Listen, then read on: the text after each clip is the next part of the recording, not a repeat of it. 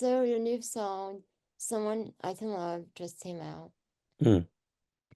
Um, how excited are you for fans to finally hear that song? I know you've been teasing it for. Yeah, we've teased it for ages and we've changed the name of it. It seems to be quite well received. Um, Daisy was our kind of biggest hitting one. I think it's quite hard to not measure up your success for the previous ones. But our kind of fans that are quite dedicated, we've not we've not had any negativity back. Everyone seems to quite like it. Had a lot of shares. Excess Radio Manchester. Jim Salverson put it as his record of the week, which we're really pleased with. There's some big bands on his playlist that week. That Liverpool band Stone that are really good. Kind of looked up to Stone, as we were right, kind of still do as we're growing. So pleasing to get the record of the week. Nice. I noticed that the four of you write your own music. What is Hmm. that process like? It's different for each song. Someone I Can Love, I had the lyrics. I tend to do all the lyrics, and I brought the idea of just the progression, but I only had the guitar for the chorus. So I said, look, I've got this, and sung it to them and played it in the rehearsal space. And then said, well, I think we could try and take like an approach that's used by the Arts and Monkeys to make your chorus it's big and your verses, so your dynamics jump quite a lot. So basically, in the verses, you kind of take some instruments out. So the verse is just bass and drums.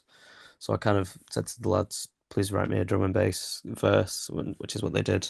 And then Michael, who plays lead guitar, brought in a part on the kind of verse B section. And then everybody came together. It was amalgamation. I'm so sorry for yawning. I'm shattered. I played at a wedding yesterday. I'm just catching up on sleep. Oh, So wow. yeah, it was good. But then other songs people have written completely. So like a song called Stockholm, which is an unreleased acoustic song. I had that complete basically as it was. We changed the chorus in the studio. The Essentials was largely based around Jason, our drummer. He wrote that. Um, Always in my head, I would say that we just wrote as a unit in the room with just different parts kind of thrown together. I think I had the chorus chords. We just built from there. Where do you record the music at? Narcissist Studio? What was it That's like correct. recording there? Stunning. Yeah, it was good. It basically bankrupted us. Um, but I think when I hit, do you know what I mean, 50 or 60, and if I haven't managed to make an impact in the music industry, it would be nice to look back on the time that you kind of spent in a top studio in the UK with your kind of close friends and you just did it. So it was good.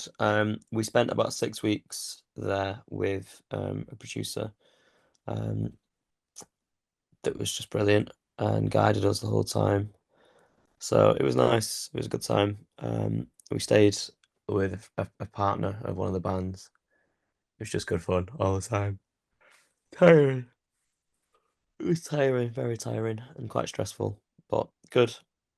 Always good. So, you're playing Liverpool on the 27th. How excited are you for that show? Very, yeah. I think we've just pushed over the 50% marker for tickets. Um, it'd be good. Liverpool, although we're kind of northwest of the UK spread, we would say that's our home in regards to where the band is based. It's where our rehearsal space is, and it's where a lot of them went to uni. Um, I had a band reach out from Belfast called Disorder that are quite good. I like them. I've followed them for a little bit. Uh, they supported Corella. You might know Corella, rising band that are really good. They did Barcelona Girl. So it'd be nice to have them over. And I'm hoping in the future we can go over to this. We can go over to Belfast, do a gig swap. And we're still on the hunt for the next support for Liverpool. We've offered it to a few people, but I think a lot of people are booked up. So we're gonna keep trying to push. You've played a lot of gigs. What has been the most memorable one so far? That's a good question. Um, how long do you have? I got a few minutes. Uh, yeah, cool. I will actually have a good think. I think try and get you a good reason. Trying to think what we've done. Some highlights. We played with the lottery winners. That was really good. Good. That was at the Rocking Chair in Wrexham. Lottery winners just, I think it was one of their first shows after they got their UK #1 album. That was really good. We played at Focus Wales, which was quite recently. Uh, Main stage, that was really good. We opened up the same night as the Royston Club.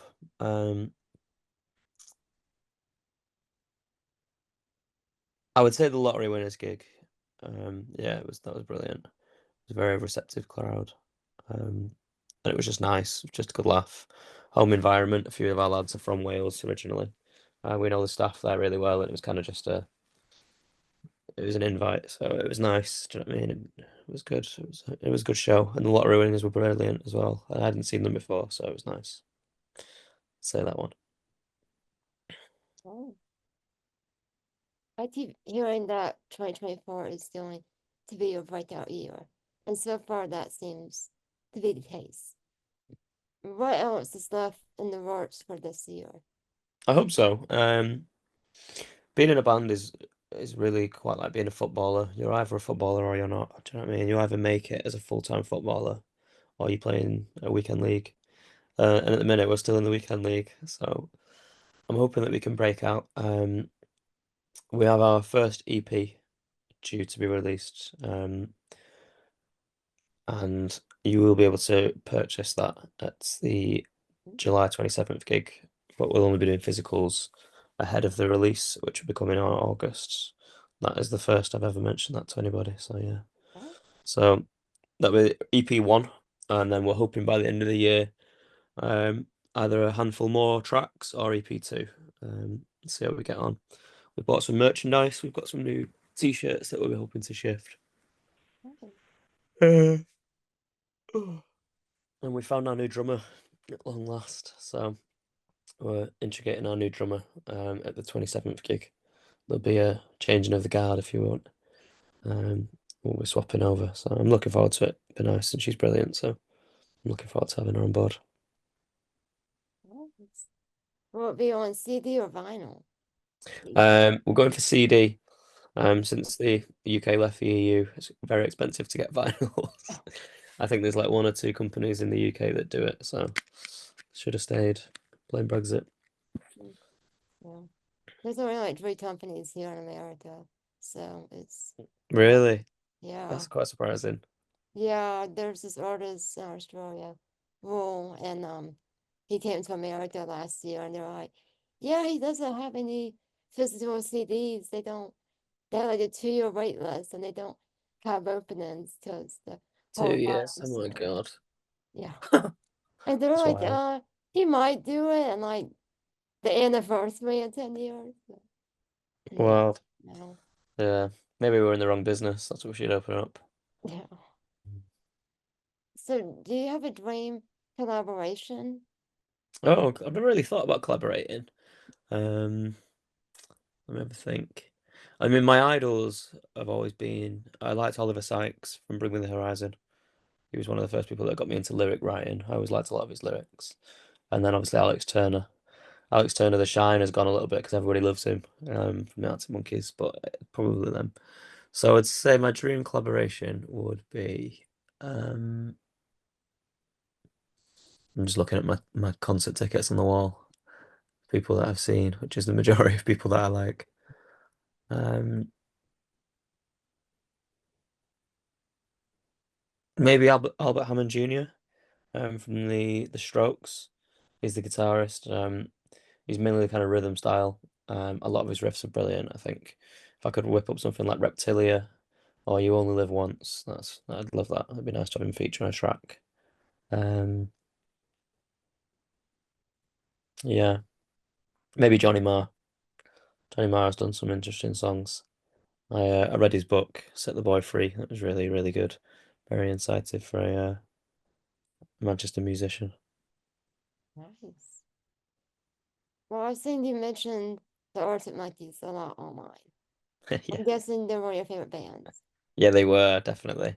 Um, when I was about 11, where I was in the final year of kind of preschool, I think you call it, primary school, we call it here. Um, I went to my friend's house and we were playing Lego and we got into some sort of debate. Anyway, long story short, he locked me outside of his room and his older sister, that I used to think was stunning, offered to I kept asking what she was listening to, and she she wasn't interested. Anyway, she eventually said that she'd write me down some songs that I liked. So she wrote me down like Green Day, My Chemical Romance, um, who else was on there? Pierce the Veil, people like that, Bring Me the Horizon. And that was kind of my first eye opener of somebody that I thought was cool and the music they liked. And I think I Bet You Look Good on the Dance Floor was on the list. And I remember being maybe 14, a few years on, and I was listening to I Bet You Look Good on the Dance Floor, and this was kind of early Spotify.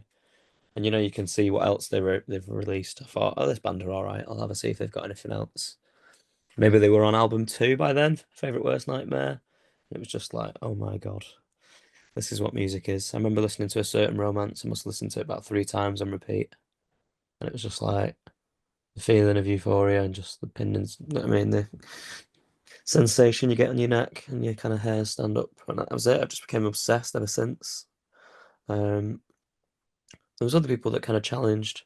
I always like the Arctic Monkeys, and then I got obsessed with Ben Howard, and then Bring Me the Horizon, Linkin Park, and then smaller bands after that. But it was always Arctic Monkeys, definitely. I think the simplicity of it bugged me. It was like that's been there the whole time. It's only four notes. Why have you not got that? But you have to give a good ear for it, don't you? Well, nobody asks people what their favorite concert is, but I'm curious, who was still on the top of your like wish list? My favorite what? Sorry, Like your favorite, like what concert is on your wish list talents. still? Like you still Talents. haven't seen. Oh, acts that I want to see. Yeah. I was gonna say I have seen a lot of people that I wanted to see. Um,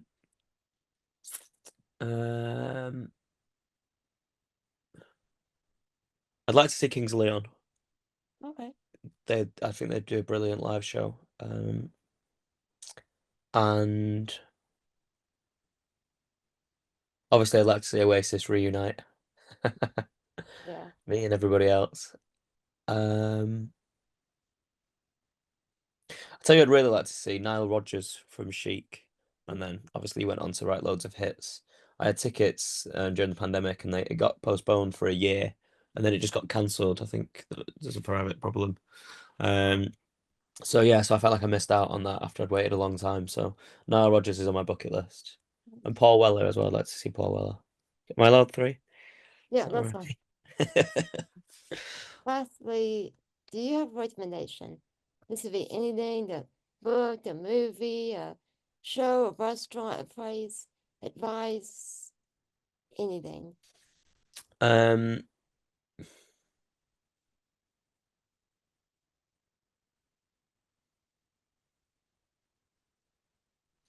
Best advice that ever helped me was for a while I'd kind of become obsessed with Ben Howard, and I liked a lot of his acoustic playing, and I watched loads of YouTube videos and interviews on him. What I never did with Alex Turner of the Arctic Monkeys. And in one of the videos, Ben basically said that he was really boring himself, and he just writes music. And his advice to rising musicians that idolize somebody is never look into your heroes too much. You know, what I mean, people think these people are untouchable, but like you read books about people in their private life, and kind of everybody has their faults. And I think it can ruin the magic a little bit. I think the same with learning a song sometimes. If you learn how to play your favorite song, it's like, oh, it's there, and it's always been there. Do you know what I mean? It's a strange thing. So I think never look too much into your heroes. I've probably watched one interview with Alex Turner and then turned it off because I just wanted to keep him on his pedestal, and I think he'll remain there until he releases a book. I'd probably give it a read. But Okay. yeah, um, never look too much into your heroes. Just keep them in that bracket and take from them.